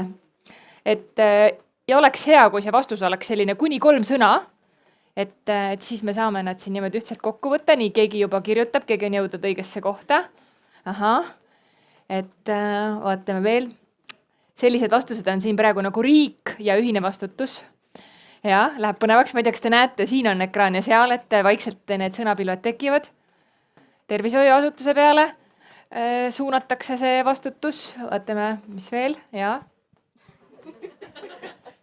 Estcan, just, see läheb veel paremaks, et siis on aru saada, miks me siin täna oleme. Nii. Ravimeeskond ikkagi kokku, et mitte keegi üks, vaid kogu meeskonnale. Läheb see vastutuse selline näitamine laiemaks, et nii patsient kui ka esmatasand kui ka kokku. Ravimeeskond on mitu korda tund, läheb suuremaks see pilv. Väga huvitav vastus. Kes vastutab vähipatsiendi info eest vastutab info omanik. Seda tahaks nagu nii väga nagu mõtestada lahti, et mida selle all on mõeldud. Kas keegi tahab saalist julgelt korraks avada, et mis te selle all mõtlesite? Kes see infoomanik? Mina kirjutasin. Jaa, palun. Aga ole hea, võta mikrofon ka, siis on tegelikult veebis ka kuulda, et kuhu me selle aruteluga jõuame. Mis ma kõige rohkem mõtlesin, on ikkagi see, et diagnoosi puudutav, analüüse puudutav, pilte puudutav, see on ju haigla oma arsti käes, et selle üleandmine ja teaduspõhine kirjalik materjal, kes seda toodab, siis tema ikkagi peab nagu jagama seda, mida ta toodab. Seda mõtlesin. Nii, ja tekib mõtted, aga jätame selle veel siia, me jõuame siia. Ma võtsin mikrofoni juba vahepeal siit peidust. Ma tahtsin seda mõtet veel laiendada, sest mulle ka see infoomanik ühtepidi hullult meeldib, sest täna, kui me ka siin püüame seda sama info kättesaadavuse teemat tehnoloogia abil natukene oma keskis lahendada, siis see oleks väga suur samm edasi, kui infoomanikud kaasajastaksid ja teeksid hästi leitavaks ja kuidagi sündmuspõhiseks info andmise patsiendile. Aga lõpuks seal taustal peab kuidagi see info jälle kokku ka jooksma, et kui meil on ainult need iga omaniku infokillud 10 erinevas kohas, 10 erinevas formaadis, siis see lõpuks ikkagi meil kogu seda probleemi ära ei lahenda, et see terviklik sündmusteenus või see üldine teekond on ikkagi see, mida me peame riigis keskselt üle teenuste suutma kuidagi luua. siit kohe Kristeli mõttest edasi, et täpselt see, mis ma tahtsin ka öelda, et minu intervjuud nende emadega tuli välja see, et väga mitu ema tõid positiivsena välja brittide NHS-i. Et on üks lehekülg, kus on kirjas diagnoos, mingid tüüpilised sümptomid, mida saad praktiliselt enda jaoks teha, mis on need õiged uuringud, nii edasi. Aga kui täna minna infot otsima, siis PERH-il on oma, ITK-l on oma, kliinikumil on oma need infomaterjalid, et tegelikult saaks selle pealt hoida justki ressurssi kokku, et tegelikult see peaks olema üks see, et seda tunnevad tegelikult ja see tuli ka meie instituudis kaitstud bakalaureuse töö, kus siis tudeng intervjueeris meedikuid, kes on sotsiaalmeedia mõjuisikud. Et ka meedikud tegelikult ise ootaksid seda, et oleks riiklikult üks lehekülg. Et jah. Ja Helis. Nõus või vähemalt ütleme üks lehekülg või see info, mida saadakse haiglate kas siis kodulehtedelt või voldikute või mõnel muul moel, oleks ühene, et see ei ajaks omakorda segadusse veel. Loomulikult telefoninumbrid ja meilikontaktid on erinevad, väga nõus ja ega me oleme sinnapoole teel, me oleme küll tee alguses, sest neid teid, mida on vaja siin kiirelt kähku kohe kordajad, on palju, aga ma olen väga-väga nõus, aga mulle meeldib ka see, et info eest vastutab info omanik. Kui adekvaatne ja kui kvaliteetne see info on, loomulikult vastutab omanik ja see ei puuduta ainult haiglaid, eks ju, seal on sotsiaalkindlustusametid, seal on veel ja veel ja veel, kes eks ju selle patsiendiga moel või teisel mingil ajahetkel kokku puuduvad, et teda aidata ja kas või see palliatiivravi meeskonna juurde tulek, et ma tahan siinkohal öelda, ma olen hästi nõus Pillega. Me räägime ühest samast asjast, me saame erinevalt aru, sest me ei ole kokku leppinud või läbi rääkinud või tegelikult ka selgitanud meie inimestele arusaadavalt, mis asjad need on, millest me räägime ja kus hetkel nad teie jaoks vajalikud on, aga selle hetke tunnetab ju patsient, et mul on nüüd vaja. Või siis suunab ravimeeskonnast keegi, et siin on need kontaktid, et ma tean, et nad sul on olemas, mina olen selle võrra rahulik, need on selleks, et sa saaksid ühendust võtta, kui sa tunned, et sul on vaja. Ja ma olen ka teiega nõus, see on väga hea, et infoomanik siin välja tuli. Sest täpselt seesama on ka nende nii-öelda siis selliste, ei taha mingit tiitlit panna, aga kus lähevad asjad nagu väga käest ära, on ju. Et need on nüüd nii-öelda siis need sellised väga alternatiivsete teemade edasikandjad. Et tegelikult ju nemad justkui peaksid ka vastutama selle kogu oma teema eest, aga tarbimise eest vastutab ikkagi tarbija. Et selles mõttes, et ikkagi see kuidagi ikka ma tulen jälle selle kriisi käsitluse juurde tagasi, et me nendes haavatavastes kohtades me ikkagi oleme üksi ja tegelikult kui me infot omandame, siis üks asi on selline ratsionaalne info, kus me tahamegi hästi sükest praktilist, aga me paralleelselt sinna kõrvale vajame seda ikkagi sellist hoitust, tasakaalu, ärakuulamist, et kui meil see teine pool jääb nagu vajaka, siis sinna ongi hästi lihtne langeda selliste võib-olla ise hakanud terapeutide lõksust, nendel on meie jaoks aega ja nad on väga pühendunud ja et sealt siis hakkab teistpidi jalga tulistama. Ja ma võtan selle nii palju kokku, mulle meeldiks, et see slaid oleks endiselt ees, me saame siia juurde tagasi tulla, aga me oleme siis kuidagi jõudnud sinna, et et ei saagi lihtsalt nagu väga otseselt vastata sellele küsimusele, et infoomanikud vastutavad, aga patsiendile see on ikkagi endiselt kuidagi killustunud ja selles kriisis ikkagi see manööverdamine, et siis me jõuame siia, mulle tundub natuke siia ehituspoe juurde tagasi, eks ole, et aga kus siis see suurem plaan on, eks ole, ja siin mulle tundub, et väga palju häid valikuid on, et kes siis võiks olla see kokkupühkija või kokkukoguja või kuidagi kokkufiltreerija ja selle tõlgendaja ja etteütleja. Ja ma näen, Kadri, et sa tahad öelda. Ma lihtsalt tahan, ma lihtsalt nagu armastan kommunikatsiooni sellepärast, et täpselt nagu siin enne oli kas või sama palliatiivravi ja terminid on ju.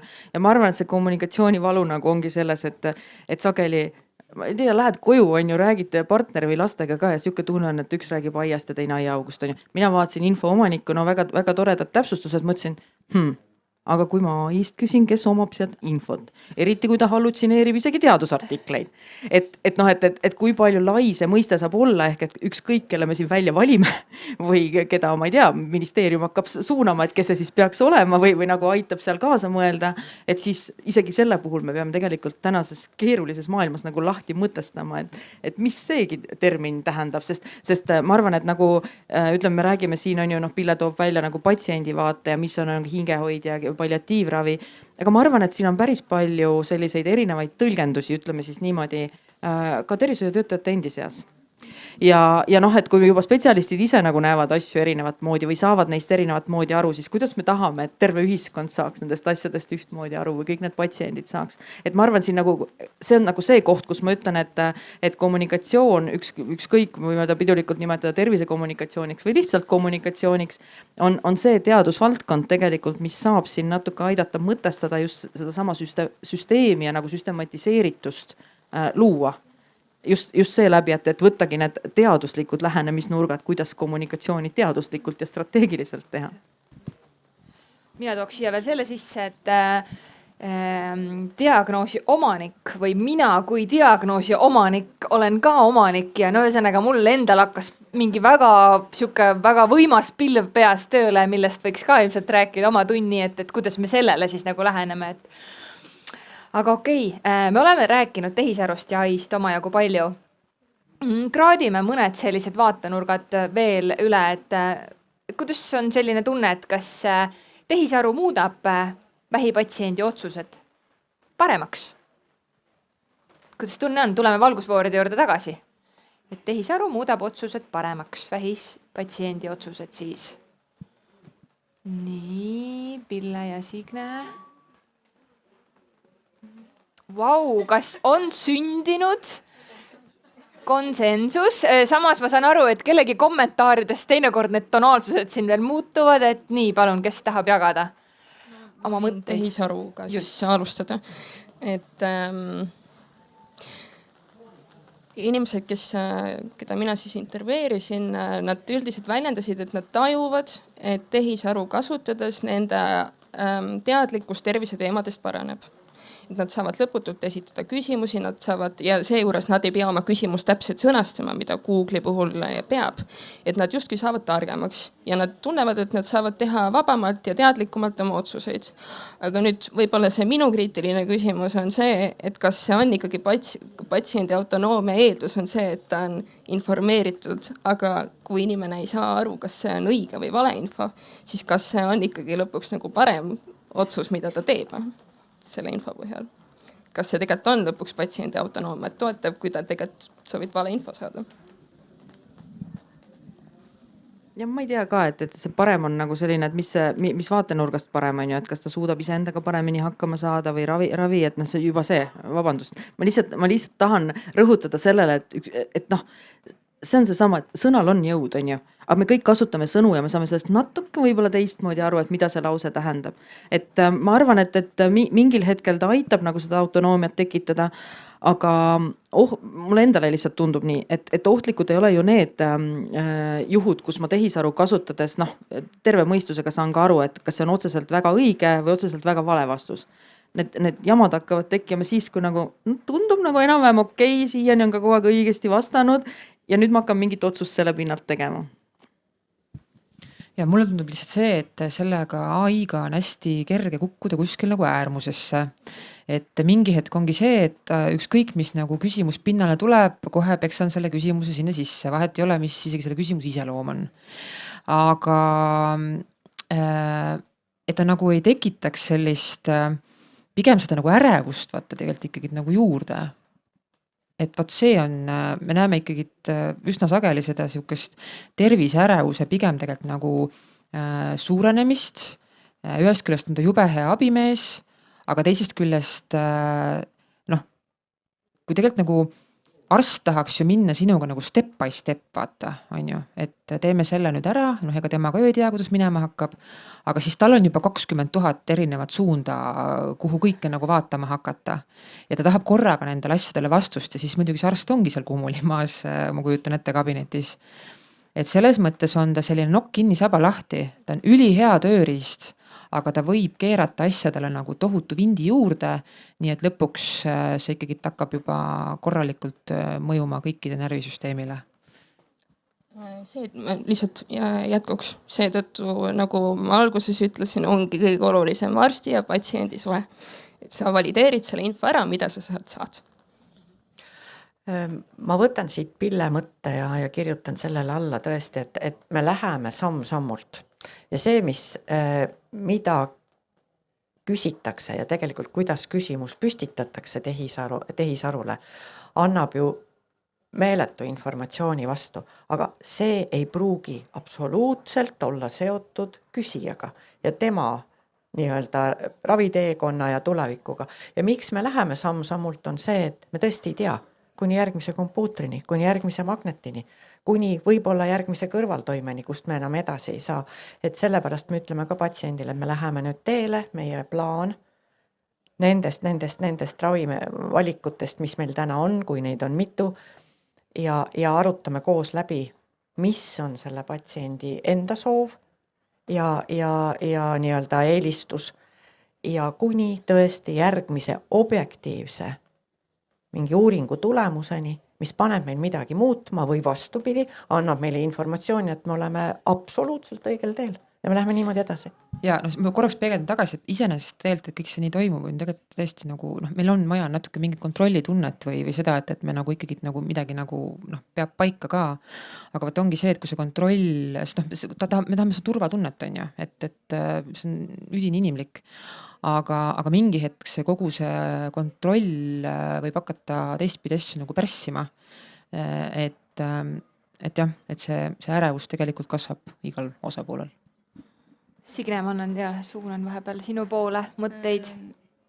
Jah, võtan kinni sõnast ärevus, et miks inimesed otsivad tehisarult vastuseid. Ärevuse tase on kõrge, see omakorda vastused tõstavad ärevust. Ja ma olen ka patsientidele pigem öelnud, et usalda arsti, et kas või lihtne vereanalüüs, tegelikult arst tõlgendab seda ju hoopis teistmoodi. Tema teab, mis see tähendab, mitte AI ei ütle sulle, mis seal on. Et ikkagi räägi arstiga. Ja kui ärevuse tase on inimesel kõrge, siis tegelikult on ka vajadus kontrolli järele on kõrge.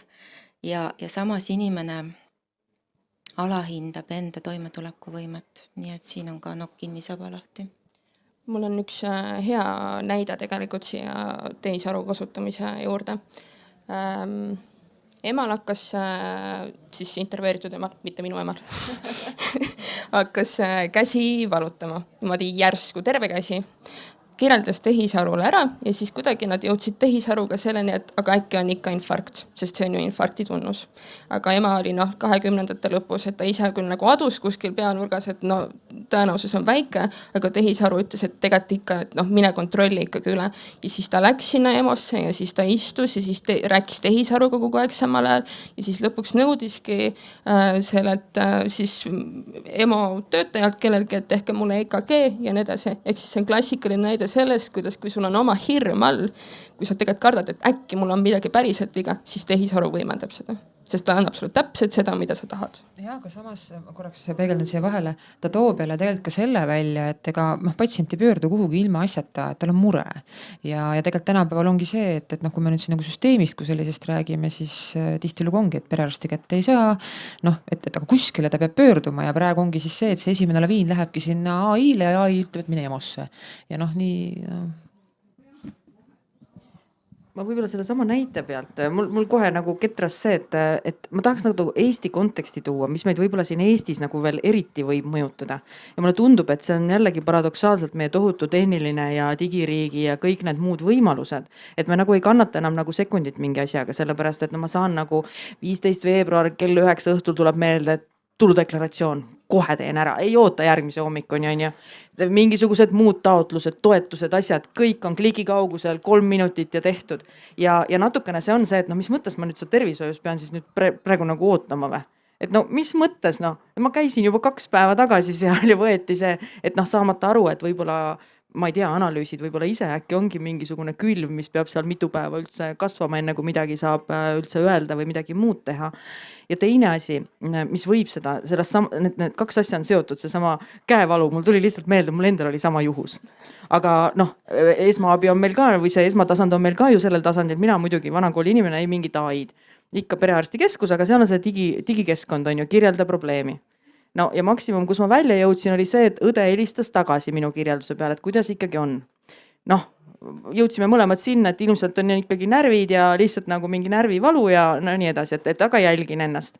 Aga kui ma panen need 2 asja nüüd kokku, ütleme noh, et ma saan võib-olla keskmisest paremini ka sellest aru, kuna ma ikkagi tuletan meelde, ma olen proviisor, et natuke ikkagi anatoomiat, füsioloogiat ja muid asju ka õppinud ülikoolis on ju. Aga kui ma nüüd olengi see, et mu peas nagu teisendub see, et AI ütleb mulle arvuti vahendusel midagi, pereõde ilma mind nägemata ütleb ka telefoni teel midagi. Et noh, et mis vahet seal nagu on, et kumbki mind ei näe, on ju, ja noh, et inimestel võib see skepsis nagu tekkida, et noh, nagu nii nad minuga noh, ütlevad küll, et suhtle, aga tegelikult parimal juhul õde helistab, halvemal juhul jäängi digikeskkonda kirju vahetama, on ju. Kõige paremal juhul lastakse isegi arsti juurde, on ju. Et noh, ja see võib nagu tekitada lihtsalt seda, et okei, ma pean ise hakkama saama. Et noh, kuidas see inimenegi seal läbi toru teab, mis mul tegelikult oli, kui ta ei näinud ja ei kuulanud ja ei teinud muid asju. Et lihtsalt see meie enda Eesti kontekst võib natukene hakata nagu mängima seda, et noh, ise tean, ise teen, kõik on kättesaadav, kõik on kliki kaugusel ja nii ongi lihtsam. Ja igal ajahetkel on ju, seda klikki võib teha siis, kui minul aega on ja mul on piiramatult võib-olla sellel hetkel aega ja ma muudkui otsin ja küsin veel ja tegelikult ma pärast ei teagi, mis esimene küsimus oli, millele ma vastust hakkasin otsima. Aga teisel pool toru on õde, teisel pool toru on arst ja nendel on olemas kogu sinu andmebaas, mille peale nemad oma kas järgmised küsimused või järgmised otsused ehitavad. Et selleks ju ütleme nii arste kui õdesid lisaks puht professionaalsetele teadmistele õpetatakse ju loogilisi järeldusi ja kõike seda tegema. Nii füsioloogia kui siis juba muutunud füsioloogia ja kõige selle pealt, et me nii välistame, kui otsime tõendeid järgmise fakti kinnituseks.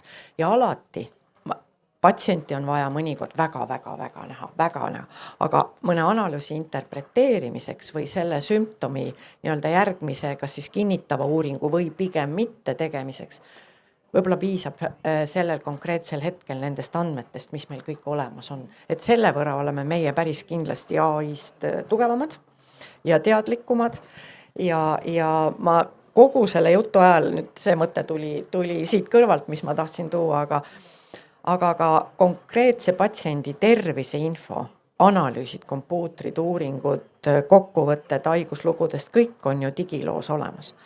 Ja mis on läinud täiesti tavapäraseks, mida varem ei olnud, on see, et konkreetses vereanalüüsis patsient juba kodus on selle üle vaadanud, oma peas teinud järeldused, sest seal on ju punased ja mittepunased, normis ja mitte normis väärtused. Neid on seal 10 mõnikord. Ja arsti vastuvõtul arst ütleb, et aga mind ei alarmeeri praegu siin mitte midagi, see vereanalüüs on väga ilus, me saame edasi minna. Aga kuidas nii? Mina vaatasin, seal oli 5 punast. Need 5 punast ei ole üldse relevantsed. Juba on ärevus sees, juba on endale interpreteeritud, juba on tekitatud väga selge selline enda seisukoht, et mul tegelikult ei ole hästi ja sama juhtub ka kompuutritega. Kompuuter see kirjeldus, see on üks asi ainult, aga selle ümber on väga palju seda, mismoodi interpreteeritakse see konkreetsesse situatsiooni konkreetse patsiendi jaoks.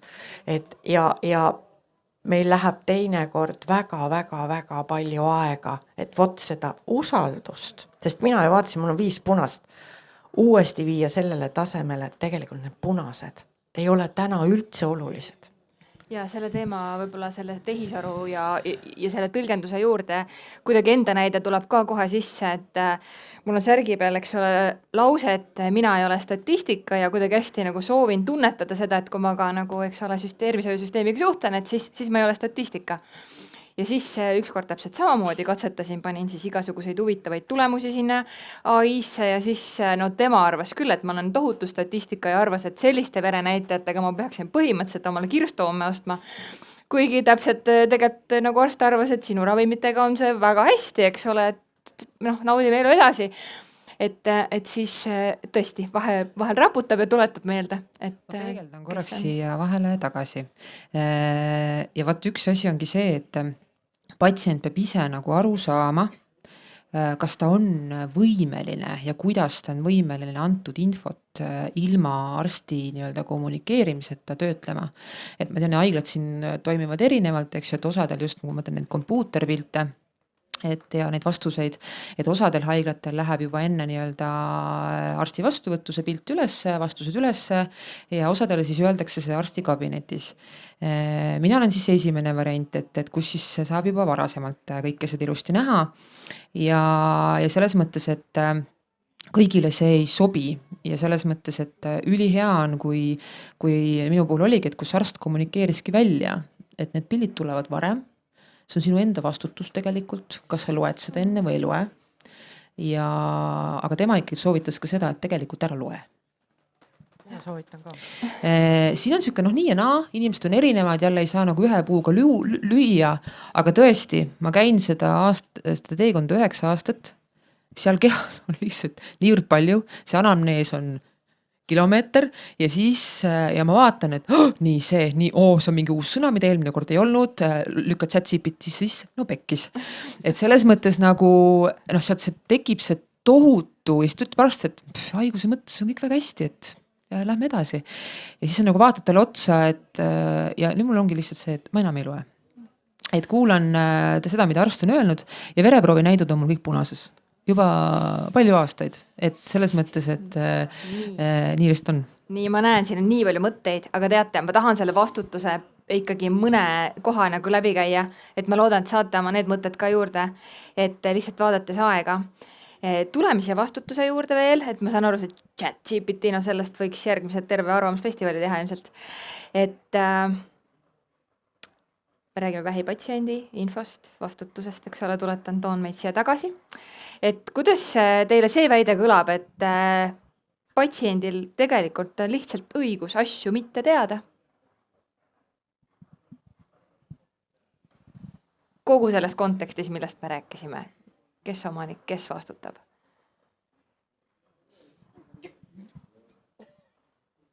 Patsiendil on õigus mitte teada. Nii, ja väga hästi, saime enne lõppu valgusvoori värvid taas platsile, elekter on olemas. Kuidas meie tänase teema kontekstis, mis mõtteid teil tekib, et kui lõpuks on see, et ma ei tea, mida ma ei tea ja see võib olla okei ka, et ma sellest majaehitusest võib-olla täna ei teagi veel palju. Ma lihtsalt, ja see on täiesti praktiline, aga kuidas ma saan sundida kedagi nagu teadma mingeid asju? Ja kui ma ütlengi, et ma ei tea ja kui mind lakkamatult sunnitakse, siis ma ei lähe enam ühel hetkel arsti juurde ja ma olen seda lähedalt kõrvalt näinud. Ja see ongi nagu see, et ma ka praegu mõtlen, et võib-olla ma peaksin oma lähedast kuidagi nii-öelda sundima, ma olen temaga rääkinud nii ja naa. Kui inimene ei taha minna, siis ta ei lähe. Kui ta ei taha teada, siis ta ei lähe. Kui temale tundub, et tema hakkab nüüd hoopis elu lõpuks valmistuma ja samal ajal on ta muidu rõõmsam ja see ei ole nagu mingi depressioonis ja nagu selline, siis kuidas ma saaksin kedagi sundida teadma? Jah, ja kui sul vestluste tulemusena nagu selgubki, et see ei ole mitte see depressiooni auk, kus ma ei tahagi mitte millestki teada, vaid see on nagu mu teadlik otsus, et ma praegu olen otsustanud niimoodi ja ma võtan selle eest just siis selle vastutuse. Et ma lihtsalt nagu, see on nagu lihtsalt minu enda peas ka küsimärk, sest ma ei ole seda enda jaoks välja mõelnud, kuidas ma saaksin täiskasvanud terve mõistusega inimest sundida. Ja mul ei ole nagu sellele, praegu minu valik ongi see, et tegelikult see, kui ta on otsustanud, et ta ei taha asjadest rohkem teada, ta lihtsalt on, no siis nii on. Diivanil tekkis kontrast, äkki me vaatame selle rohelise ja punase üle ja siis me tuleme siia tagasi. Põhimõtteliselt nõus, meil on õigus teha seda, mida meie tahame ja õigeks peame. Aga paneme situatsiooni nüüd arstikabinetti. Et küsimus, palju sa teada tahad, on täitsa adekvaatne, eriti esimesel visiidil. Aga kui me hakkame tõesti ravima haigust, siis patsient on meeskonna liige ja ta ei saa mitte teada, mis tema keha peal toimuma hakkab, sest tema otsustab seda, kas ma tahan seda või ma ei taha seda. See on täiesti okei, kui kohe alguses ütleb patsient, vaadates otsa nii arstile kui oma lähedastel, teate, ma ei taha. Ma olen oma otsuse juba enne teinud, ma juba aimasin, kuidas need asjad on. Ma ei taha, ma elan rahulikult nii, nagu ma elan, kust ma saan siis abi, kui mul probleem tekib. Täiesti okei. Ja me ei räägi. Aga kui me läheme teele, siis kuidas me saame koos meeskonnana minna, kui patsient on osa meeskonnast ja sellele ma kirjutan absoluutselt alla, siis ta peab teadma, tema valikud jäävad tema teha. Ja see on absoluutne, see on arstile seadus, minu valik on see ja sealt lõpeb, aga me saame valikut teha mille alusel? Info alusel. Sellepärast ma panin punase. Ja. Või mina nüüd jah? Mis värv sul oli? Näita veel. Mul oli tegelikult täpselt see samas võtmes, et selles mõttes see on ainuüksi patsiendi otsus. Ja need otsused on täiesti, need mingil määral ei kuulu tegelikult, hullult tahaks vaidlustada, aga need on tema enda otsus. Aga siis ta ei saa minna raviteekonnale ja ta ei saa tegelikult, ta peab aktsepteerima seda, et tegelikult sel juhul siis abi puudub. Abi muutub selles osas, et abi, ma tahan see oli väga hea, abi ei puudu, abi muutub selles osas vastavalt sellele, mis on probleemiks. Me enam ei ravi haigust, aga me leevendame sümptomeid. See jääb ikka. Jah, aga selles mõttes mõni on ka see, et ei võta seda sümptomiravi vastu. On ka nii äärmuslikke juhtused. Ja, täiesti. Et selles mõttes see ongi täpselt see, et sellel on see, et on valik, et ma ei tee mitte midagi, sellel on ka tagajärg. Aga inimesed lihtsalt nende tagajärgede peale ei suuda mõelda. See on otsus, et ma ei tee midagi. Ma märkan, et meil on üks roheline mikrofon kätte tekkinud. Kas see on ka mingi märk ja kas sa korraks hõikan hoopis siia selle võimaluse? Ja ikka, see küll juba oli eelmise teema juures, aga kuna aeg hakkab otsa saama ja siit on käinud nii palju kordi kuidagi läbi see, et patsient peab tegema otsuseid, arst peab tegema otsuseid, kõik peavad kokku töötama. Küsimus ei ole selles, kas meil on infot või ei ole infot, vaid see kommunikatsiooni nurk, mida Kadi on siia korduvalt sisse toonud. Minu küsimus siit on selle samast kommunikatsioonist võib-olla kantud, et mida me siis nüüd nagu päriselt peame tegema, et me oleme hästi palju arutlenud selle üle, et kus on või ei ole või kes või mis, aga kui me mõtleme alati, et Arvamusfestivali järel võiks siis midagi ka juhtuma hakata või et meie see olukord läheks nüüd paremaks, et mis on nüüd nagu mingid konkreetsed otsused või tegevused, mida oleks vaja teha nii patsientide suunal, ma ei tea, meditsiinipersonali suunal, mingisuguste poliitikate suunal, kus iganes selle jaoks, et me oleksime paremini informeeritud, see kommunikatsioon oleks kuidagi kvaliteetsemalt juhitud, me oleksime ise teadlikumad ja ka meie ravimeeskonnad oleksid võib-olla sotsiaalselt võimekamad kui täna. See lõpp oli muidugi utreeritud veidi. Mulle meeldib, kuidas sellise nagu keset küsimust Kristel pani oma kiirraketi teele, lihtsalt kohe andke vastus ja kohe otsime lahendusi ja see oleks olnud mu viimane küsimus. Kas sobib nii, et arutame selle õiguse mitte teada? Ma lihtsalt nägin, et siin oli paar mõtet ja tõesti teeme seda tempokalt ja siis teeme selle lõpuringi, et mis on siis see võluvits ja kes siis pühib need infotulbad kokku üheks mõnusaks, sujuvaks ja õigeks vajalikuks teemaks. Nii, aga ma korraks annan veel võimaluse, kes ei ole saanud vastata sellele mõttekäigule, et tõesti kontrastid tekkisid, et kas patsiendil on õigus mitte teada ja mida see siis tegelikult toob? Minu valgusfooris on vist elektrikatkestus jälle. Et ma siin mängin punase ja rohelise vahel. Aga ma lugesin kunagi ühte psühholoogiaalast artiklit, kus patsiendid olid kõik sama diagnoosiga, põhimõtteliselt sama ravi, aga need patsiendid jagati isikuomaduste järgi gruppidesse ja vaadati ravitulemust. Ja need patsiendid, kes usaldasid arsti, kes tegid selle sama valiku, et midagi sa pead teadma, aga kui arst ütleb, et ma olen rahul sinu vereanalüüsiga, need punased on täitsa okeid, see vahemik, kus ta mängib, ta usaldas arsti ja tema ärevuse tase oli madalam, tema ravitulemus oli parem. Ehk siis lisaks positiivsele meelele ka arsti usaldamine just mõjub hästi. elukvaliteet parem, ravitulemus parem, ärevuse tase madalam. ma pigem juba kibelen Kristelile vastama. ma siis ütlen ainult selle eelmise teema, mulle nagu meeldib, et see arsti ja patsiendi suhe on nagu ikkagi olnud täna, mis siis, et me teame, et need meeskonnad on laiemad ja tegelikult ei olegi ju vahet, keda ma saan usaldada, on oluline see, et mul on keegi, kellega ma saan rääkida. Pille minu meelest ütles midagi sellist alguses.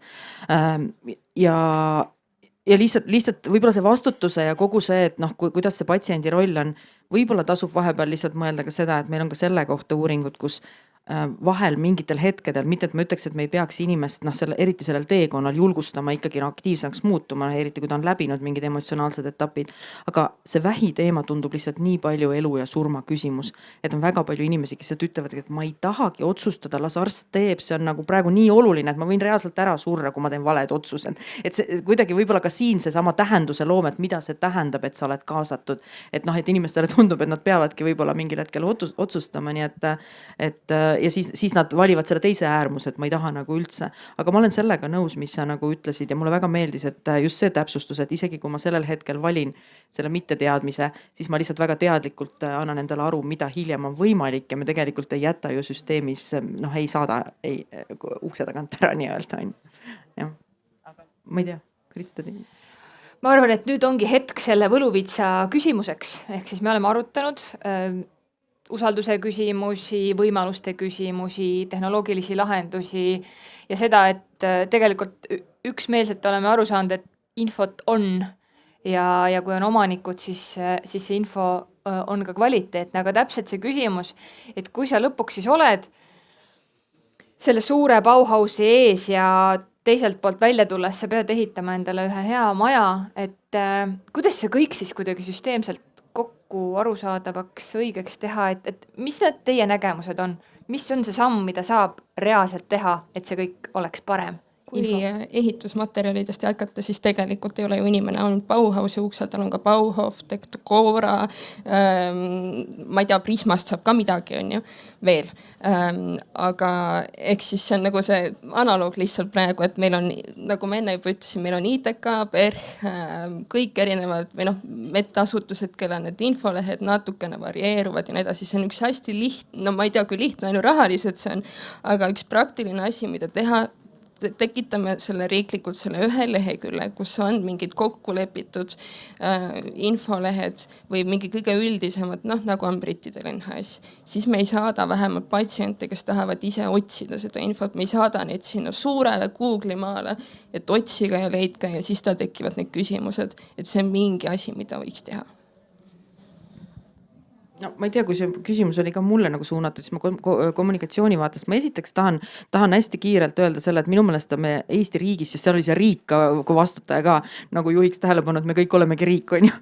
Et see ongi meie ühine ja mulle tegelikult väga nagu meeldib, et meil on juba see Eesti vähitõrjevõrgustik, mis tõesti nagu koondab neid erineva valdkonna spetsialiste. Meil on patsientide ühendused, kes on ise võtnud niimoodi selle initsiatiivi. Aga ma olen selles mõttes Henrietega nõus nagu, et küsimus on selles, et võib-olla tulekski alustada sellest, et mis on see esmane, et ühtepidi jagada ära, et millised need erinevad infovajadused üldse on. Ja sellega, et meil on see küsimustiku vastused täna, mis tüüpi need on nad siis kliinilised küsimused, midagi raviprotsessi kohta, aga midagi ka hoopis emotsionaalse ja praktilise elukorralduse kohta. Ja siis ma olen nõus, et sellist ühtlustatud asja on vaja, mis on ka lihtsalt siis sealt kas kodulehelt või kus iganes nagu leitav, sest sellega me astume juba sellest samast tervise kirjaoskuses nagu 2 suurt sammu edasi. Ehk et ma tegelikult tean, et ma kasutan seda usaldusväärset allikat, kus on kontrollitud info. ja ma ei pea enam mõtlema ja töötlema, et kas see koht, kus ma selle info sain, on adekvaatne ja kas see info ise on. See küsimus, et kas ta on mulle arusaadav, ma arvan, et siin on see, kus kommunikatsioon ja tegelikult patsiendid ise ja kõik need erinevad spetsialistid, et kas see info on sellisel kujul esitatud, et ma saan tegelikult aru, mis mulle seal öeldakse. Nii et noh, ma ikkagi arvan, et mõnes mõttes see vastus sinu küsimusele on see, et jätkata neid tegevusi, mida just nende initsiatiivide raames, mis täna juba toimivad, lihtsalt see kommunikatsioon on see üks haru, aga jah, et see eeldab tegelikult ju onkoloogide kogukond, onkoõdede kogukond ei ole Eestis liiga suur, et jagada need valdkonnad kuidagi ära ja hakata mõtlema, mis igal puhul nagu vajalik on. Aga ilma patsientideta minu meelest seda ei saa enam, tänases ühiskonnas ei ole lihtsalt nagu mõeldav. Vastasel juhul me ei saa nagu rääkida patsiendikesksest ja inimkesksest tervishoiust. Ei, absoluutselt ei saa ja tegelikult kelle jaoks me töötame? Patsientide jaoks ju töötame. Aga hästi lühidalt ma vaatan kogu aeg kella siin. 2 mõtet. Üks on see, mida täna praegu ja kohe käega katsutavalt on võimalik ära teha, on tõesti 3 raviasutust, tegelikult 4 Tallinna lastehaigla aga lastega ainult. Nende kodulehed, viited seal ka üksteise kodulehtedele ja nendele allikatele, mis on kontrollitud, tõenduspõhised. Neid me saame jagada, neid me jagame ka Vähiliitu, me jagame ka Estcanni ja kõike seda, et vaadake neid tulevikus. Absoluutselt kirjutan alla, see võiks olla üks koht, kuhu need asjad koonduvad, ka infolehed, need ei pea olema paberil täna. Veel peavad, aga kõik ei pea enam, et need on koondatud, sinnapoole me liigume. Ja 3, mis ma kohe annan edasi, mis ma tahtsin öelda, on see, et see info ma ütleks, et mitte niimoodi ühtselt kokku pühkimine, vaid mina ütleksin, et õiges suunas pühkimine, mis infot kellegil vaja on ikkagi see teekonnajuht või koordinaator, kes on lisaks arstidele, õdedele veel keegi, kes oskab ja teab, kuhu suunata selle info järgi. Ma teen kiire repliigi, mida tehisaru kasutamisel võib-olla silmas pidada. Kui te küsite midagi, siis pange juurde lõppu tugine teadusartiklitel. See sunnib tehisaru natukene rohkem mõtlema. Jah, ma võib-olla ikkagi tooks selle üldpsühholoogilise vaate siia nagu tagasi, et kellele ja kuidas me ikkagi nagu ongi suuname. Et me peame nagu mõistma seda, et tegemist on ikkagi kriisi kukkunud inimesega ja need kriisikõverad, ühesõnaga need hakkavad seal nii hullult mängima, et tegelikult meil seda kriisipsühholoogiat ühiskonnas, me sellest ka tegelikult üldse ei räägi. Et selle tooks võib-olla ikkagi siia. Aitäh, Sigre? Ma arvan ka, et võiks olla ühine andmebaas, aga tegelikult teekonna alguses võiks inimesele anda selle lehe, kus on kõik numbrid. Kui mul on mingi terviseprobleem, kelle poole ma pöördun, kui mul on psühholoogiline probleem, numbrid, kontaktid. Et see võiks olla. Ma ikkagi tahaks ühe asja veel, et me tegelikult info maine kujundajad oleme kõik siin nagu eranditult mumm. Et kuidas me mingitest asjadest räägime ja tegelikult sellise nii-öelda sapiselt negatiivselt rääkimine kandub jube hästi edasi, et me tegelikult peaksime nagu ise ka endalt nagu aru küsima, et mis infokandjad me nagu ise oleme. Et siin on tegelikult meil kõigil nagu oma vastutusala sees. Ja ma võib-olla veel, mulle väga meeldis, mis Elis juba ütles, et tegelikult see küsimus, see infoauk, ja ma arvan, see käis meil vestlusest ka tegelikult läbi, et küsimus ei ole selles, et infot peab olema rohkem. Ta peab olema õigel hetkel, ta peab olema etapiviisiliselt ja õige kanalite õigel viisil nii-öelda pühitud sinna, kus vaja. Et see oli hea väljend. Aitäh sulle, Kadi, see oli täpselt see, kuidas mina kuidagi nägin seda meie tänast 1,5 tunnist vestlust kokkuvõtmast, ehk siis me jõudsime sinna, et infot on, me isegi jõudsime väga praktiliste lahendusteni, ehk siis tegelikult väike spikker kohe alguseks, esimest korduksest välja saates, digitaalne platvorm, kus on tegelikult usaldusväärne info, et ükskõik kes sinna minnes teab, et seda saab usaldada, see on kontrollitud. Ja tegelikult siis me jõudsime ikkagi sinna, et see vastutus on jagatud.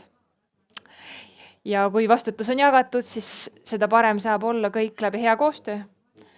et aitäh teile tõesti täna tulemast, aitäh teile kuulamast ja teeme endale ühe suure aplausi.